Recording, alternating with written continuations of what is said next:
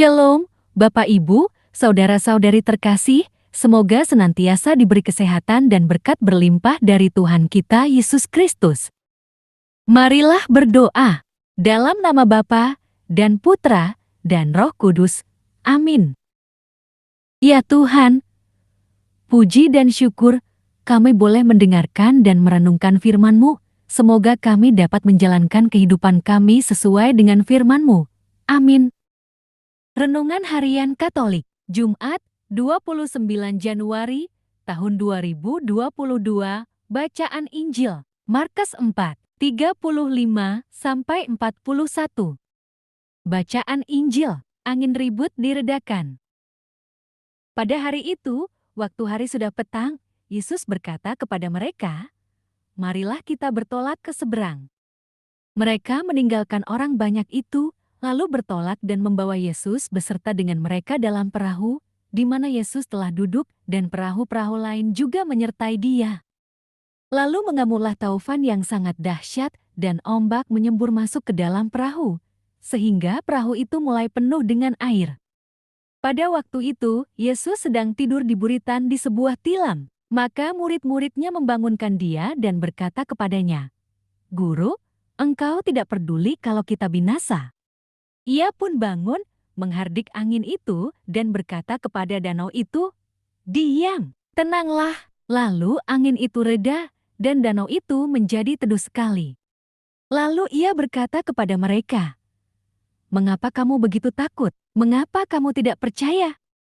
Mereka menjadi sangat takut dan berkata seorang kepada yang lain, "Siapa gerangan orang ini, sehingga angin dan danau pun taat kepadanya?" Demikianlah sabda Tuhan, syukur kepada Allah.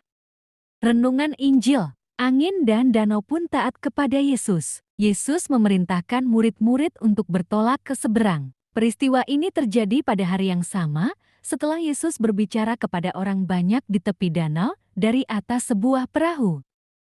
Mereka pasti merasa kelelahan dalam penyeberangan bersama dengan Yesus di perahu.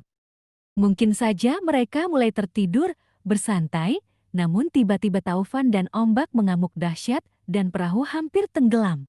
"Di manakah Yesus?" "Tidur di buritan." Melihat itu murid-murid berkata, apa Yesus tidak peduli kalau mereka binasa? Perkataan mereka kepada gurunya bukan berbentuk permohonan.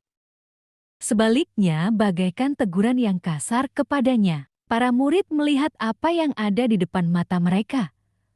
Bencana besar dan Yesus tidur. Mereka lupa kalau Yesus adalah Sang Pencipta. Yesus pun bangun dan menghardik angin dan danau itu dengan berkata, "Diam, tenanglah." Maka angin dan danau itu menjadi teduh. Yesus menegur murid-murid karena ketakutan dan tidak percaya. Ketika Tuhan memberi tugas kepada seseorang, bukan berarti ada jaminan kehidupan dan pelayanan seseorang aman tanpa masalah. Hal yang perlu diingat adalah, bencana sebesar apapun tidak mampu menenggelamkan kita selama Yesus ada bersama kita. Yesus adalah Tuhan yang Maha Kuasa.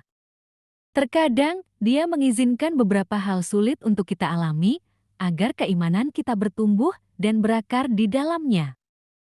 Perintah untuk diam dan tenang bukan hanya berlaku bagi angin dan danau, tetapi juga bagi kehidupan kita. Tuhan tidak melarang kita takut, asal rasa takut tidak menguasai pikiran dan hati kita. Untuk itu, kita harus siap sedia menghadapi tantangan yang datang dalam kehidupan kita. Dengan demikian, kepercayaan kita terhadap Tuhan harus dinyatakan dalam segala hal dan kondisi.